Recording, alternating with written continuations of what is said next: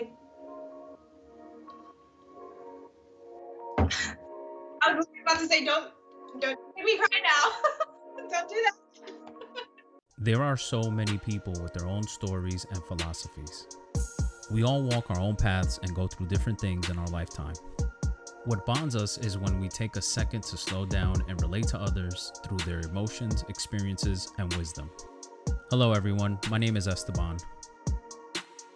My goal is for us to learn from the many lives and the many feelings of others. I will ask these people random questions which they have no prior knowledge of, with the intent of engaging their opinions and thoughts, which will provide a perspective of truth and knowledge to all of us.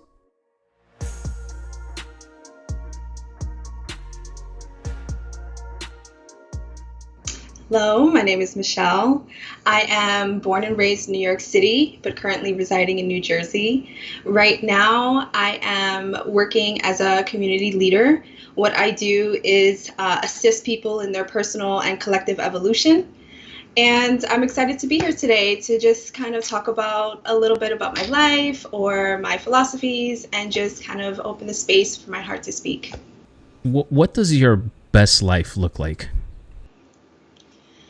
Oh man.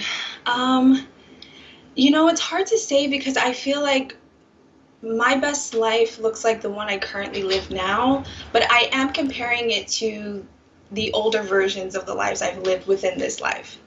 So I have a lot of freedom that is so important to me. I work for myself and I work with my partner as well and assisting him in his business with tattooing. And right now we just have a really harmonious little environment in our home. And we are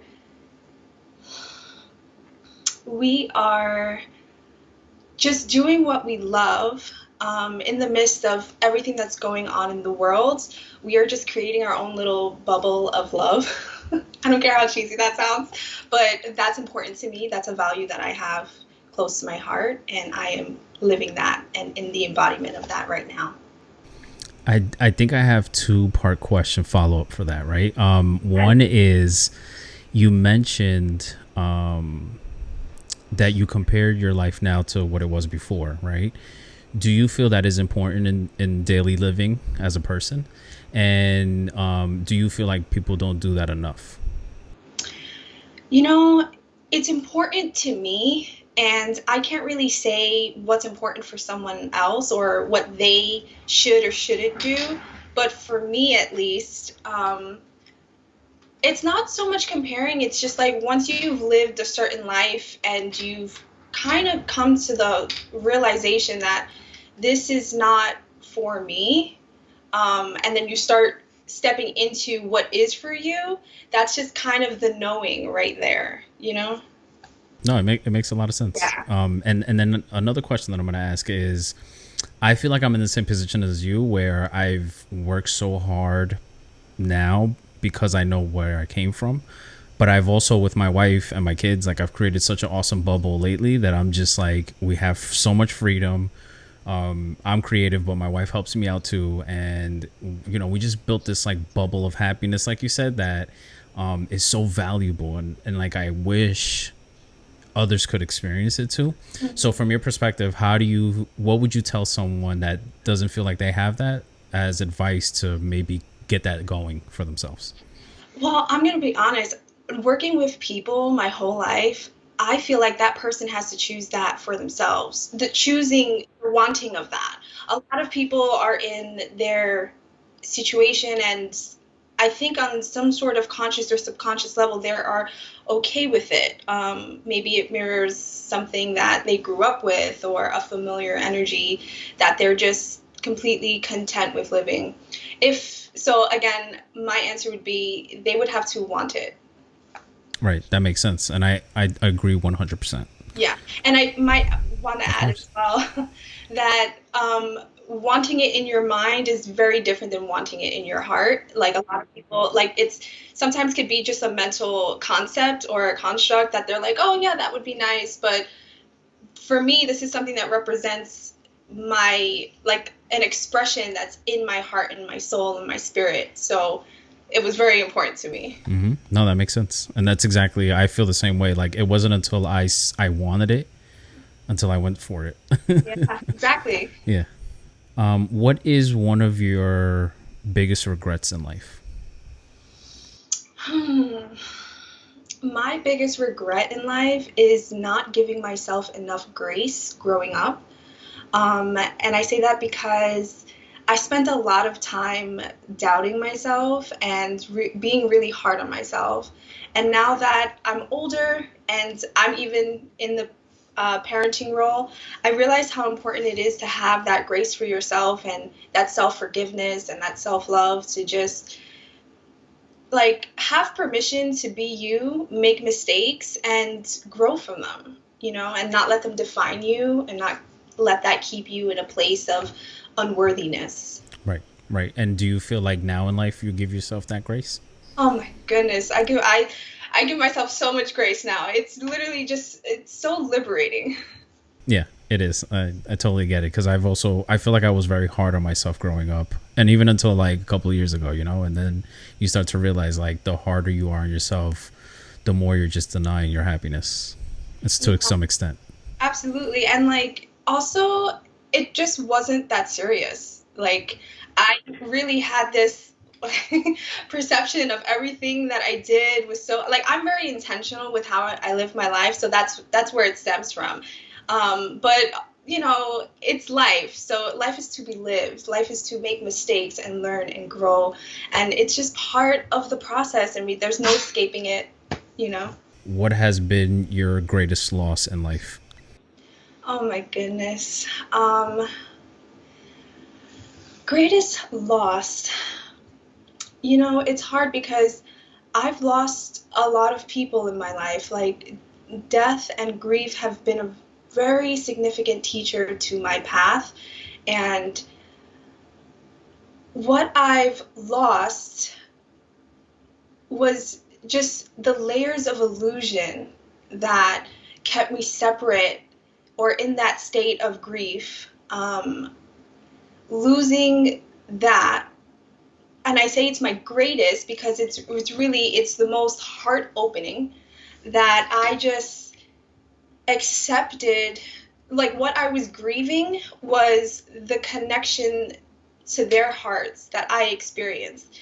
But once I've learned that I can find that connection with myself, and obviously this doesn't like make me feel like I'm completely numb to the situation. I still deal with the emotions of grief, but it's really the levels and layers of illusion that keep me separate from that love. So I would say that's my greatest loss. It's not my saddest, but it's my greatest. That's a good way to put it. Yeah, and I like how you took that question and made it your own. So yeah. Thank you. What is a cherished memory or moment you have as a child? My goodness, I have so many of myself. Um, the one I cherish the most. This is a really difficult question because I cannot value them more than the other. Mm. I'm trying. Hold up. Give me a moment. I'm trying to like tap into like my memory. Well, what about one that defines you, at to some point, to some extent? Um, I feel like a lot of the recurring memories I had as a child was being in the face of dysfunction and chaos. Being in the face of dysfunction and chaos and still having that intuitive knowing that what I'm seeing doesn't represent me and my heart. Um,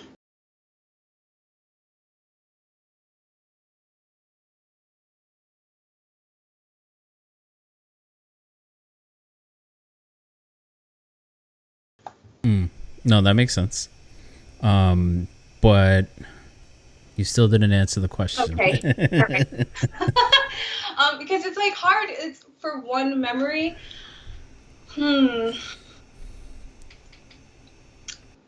Hmm.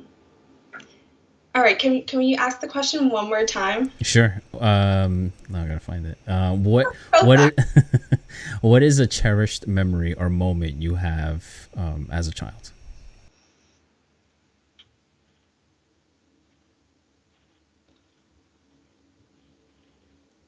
I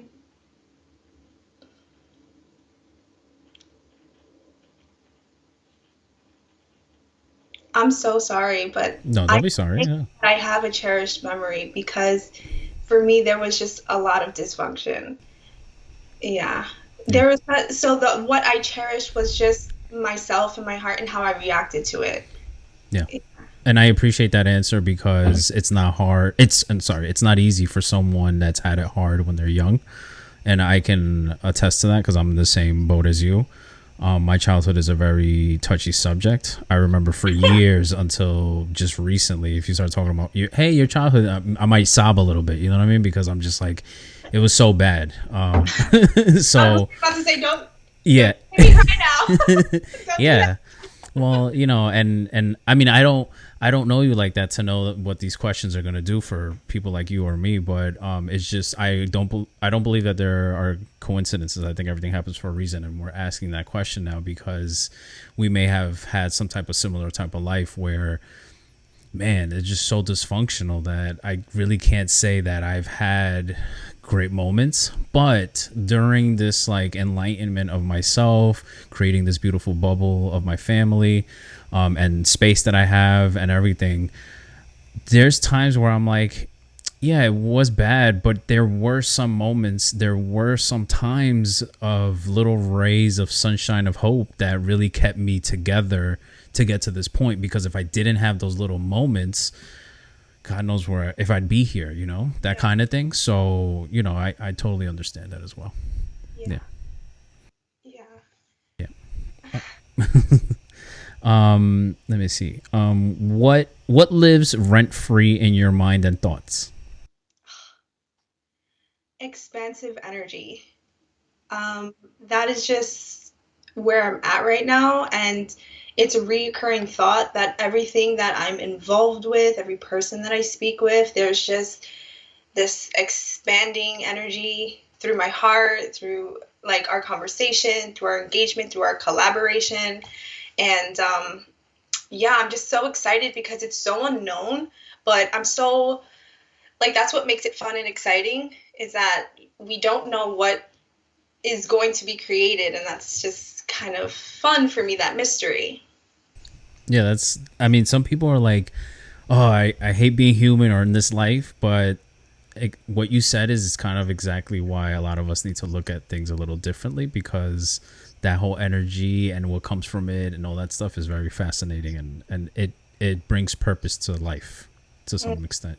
Yeah. Now that you said that, there are other things that live in my mind, just so you know. I Sure, mean, sure. I I mean, if you want to share. I I lead with my godly voice in everything that I do, but it doesn't mean that I don't experience thoughts of, just like questioning the meaning of life or the purpose of all of this. But, I think for me, the word karma comes up a lot rent free in my head because of all the injustices that I see with people. And even though that I've created my own little happy bubble, it doesn't separate that enough for me to just look at it, observe it, and kind of take it on a little bit and like feel for that situation or person or things like that.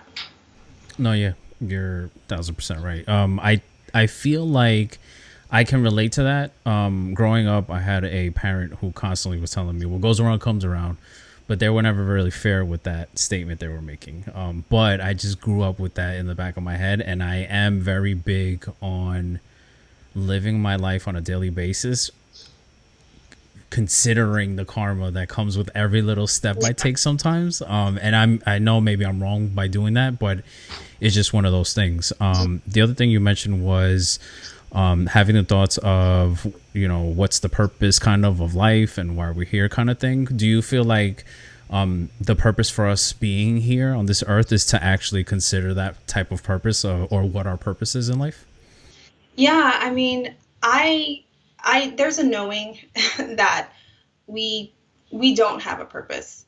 There is no purpose to humanity, but we do get to choose and create purpose for ourselves, and that's that's just one of the threads that keep me going, that knowing.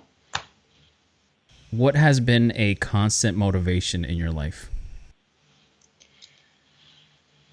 I would have to say God, the divine life force energy, the source of life itself, has kept me going, because in so many moments where I felt lost or dysregulated within my body, that energy has always showed up for me. And even though it hasn't fully revealed itself to me, that showing up was just more than enough to keep on keeping on, Yeah, that makes Yeah. sense. Well, I appreciate your honesty. I appreciate your vulnerability today. If there's anything you would like to promote or send off our audience, please do.